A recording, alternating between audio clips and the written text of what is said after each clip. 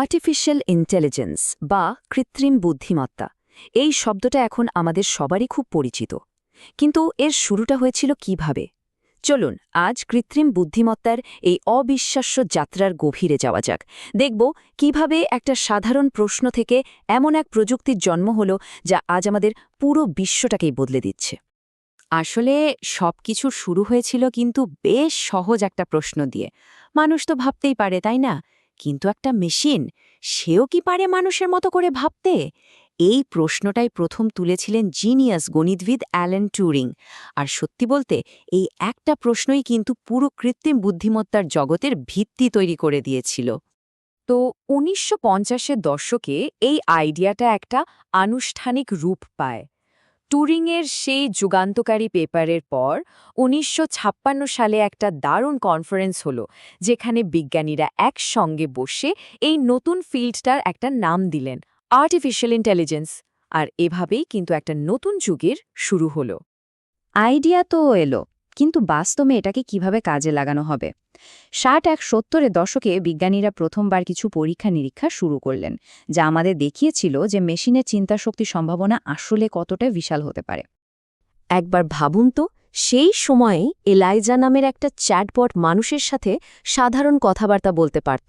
আবার সে কি নামের একটা রোবট ছিল যা নিজের চারপাশ দেখে সিদ্ধান্ত নিতে পারত। এগুলো হয়তো আজকের তুলনায় খুব ছোট পদক্ষেপ ছিল, কিন্তু এগুলোই প্রমাণ করেছিল যে মেশিন শুধু হিসেব করার যন্ত্র না, তারা যোগাযোগ করতে, এমনকি যুক্তিও প্রয়োগ করতে পারে। কিন্তু ঠিক যখন সবার মধ্যে দারুণ উত্তেজনা, তখনই হঠাৎ করে এর অগ্রগতিটা যেন থমকে গেল। মানে মানুষের স্বপ্ন আর প্রযুক্তির বাস্তবতার মধ্যে একটা বিশাল ফাঁক তৈরি হয়ে গেল। আর এর ফলেই এআই প্রবেশ করল একটা লম্বা স্থবিরতার যুগে। এই সময়টাকে বলা হয় এআই উইন্টার বা এআই এর শীতকাল। গবেষকদের মধ্যে সন্দেহ বাড়তে থাকল, ফান্ডিং বা টাকা পয়সা আশাও কমে গেল, আর অনেকে হতাশ হয়ে পড়লেন। তখন মনে হচ্ছিল কৃত্রিম বুদ্ধিমত্তার স্বপ্নটা হয়তো আর কোনোদিনও সত্যি হবে না। তো প্রশ্ন হল, হঠাৎ করে এমনটা হলো কেন? কেন এই স্থবিরতা? মূল কারণ ছিল আসলে টেকনোলজির সীমাবদ্ধতা। মানে তখনকার কম্পিউটারগুলো আজকের মতো এত পাওয়ারফুল ছিলই না। এর সাথে আবার ফান্ডিংও কমে গেল। ফলে শুরুর দিকে যে একটা দারুণ গতি তৈরি হয়েছিল, সেটা প্রায় থেমেই গেল। কিন্তু শীতকাল তো আর চিরদিন থাকে না। 1990-এর দশকে এমন একটা নাটকীয় ঘটনা ঘটল, যা একাই আর্টিফিশিয়াল ইন্টেলিজেন্সকে আবার সবার আলোচনার কেন্দ্রে নিয়ে আসলো। এটা প্রমাণ করে দিল যে মেশিনের ক্ষমতাকে আসলে ছোট করে দেখা ঠিক হয়নি। মঞ্চটা প্রস্তুত ছিল এক ঐতিহাসিক লড়াইয়ের জন্য। একদিকে বিশ্বের সেরা দাবারু গ্যারি কাসপারভ, আর অন্যদিকে আইবিএমের বানানো সুপার কম্পিউটার ডিপ ব্লু। এটা ছিল মানুষ বনাম মেশিনের এক অসাধারণ লড়াই। সালটা ছিল ১৯৯৭। এই বছরটা মেশিনের বুদ্ধিমত্তা নিয়ে আমাদের ধারণাকে চিরদিনের জন্য বদলে দিতে চলেছিল। সারা বিশ্ব তখন রুদ্ধশ্বাসে অপেক্ষা করছে এই ম্যাচের ফলাফলের জন্য। আর ফলাফলটা ছিল অবিশ্বাস্য। মেশিন জিতে গেল। ইতিহাসে প্রথমবারের মতো একটা মেশিন বুদ্ধির খেলায় একজন বিশ্ব চ্যাম্পিয়নকে হারিয়ে দিল। এই একটা ঘটনাই দেখিয়ে দিল যে এআই এর সম্ভাবনা আসলে কতটা বিশাল হতে পারে। দাবার বোর্ডের বাইরেও কিন্তু এআই তার শক্তি দেখাতে শুরু করেছিল। যেমন ধরুন স্পিচ রেকগনিশন, মানে কথা শুনে বোঝার প্রযুক্তি।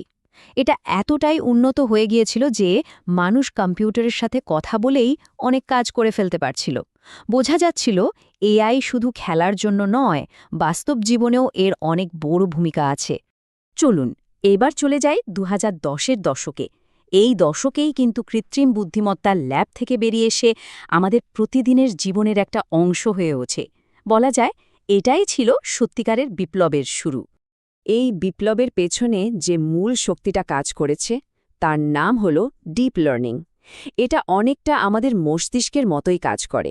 আর্টিফিশিয়াল নিউরাল নেটওয়ার্ক ব্যবহার করে বিশাল পরিমাণ ডেটা থেকে শেখে। এর ফলে মেশিনগুলো এমন সব জিনিস শিখতে পারছিল যা আগে শুধু মানুষের পক্ষেই সম্ভব ছিল।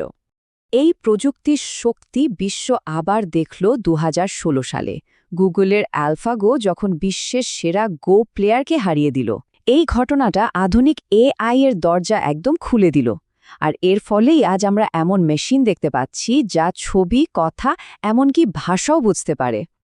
আর হঠাৎ করেই এআই আর কোনো দূরের জিনিস রইল না।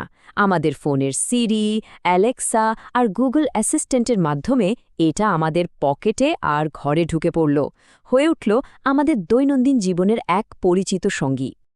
আর এভাবেই আমরা চলে এলাম বর্তমান সময়ে, কৃত্রিম বুদ্ধিমত্তার সবচেয়ে রোমাঞ্চকর পর্বে। এখনকার এআই শুধু তথ্য বিশ্লেষণ করছে না, বরং একেবারে নতুন কিছু তৈরি করছে, যেমন শিল্প, সঙ্গীত বা লেখা। এই নতুন যুগের নাম হল জেনারেটিভ এআই। এটা এমন এক বিপ্লবী প্রযুক্তি যা শুধু তথ্য ব্যবহার করে না, বরং নতুন আর মৌলিক কন্টেন্ট তৈরি করতে পারে। যেমন ধরুন একটা কবিতা লেখা বা একটা ছবি এঁকে দেওয়া।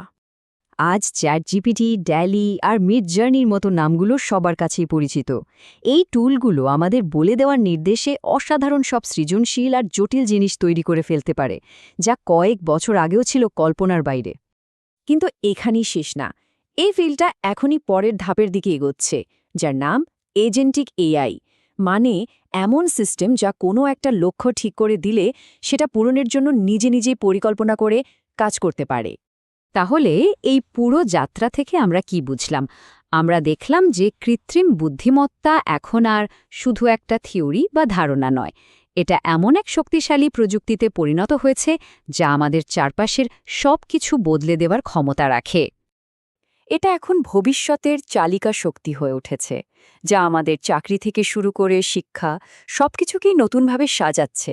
তাই এটা বলাই যায়, যারা আজ এই প্রযুক্তিকে বুঝবে এবং শিখবে, তারাই আগামী দিনের পৃথিবীকে নেতৃত্ব দেবে। এই যাত্রা কিন্তু সবে শুরু হয়েছে।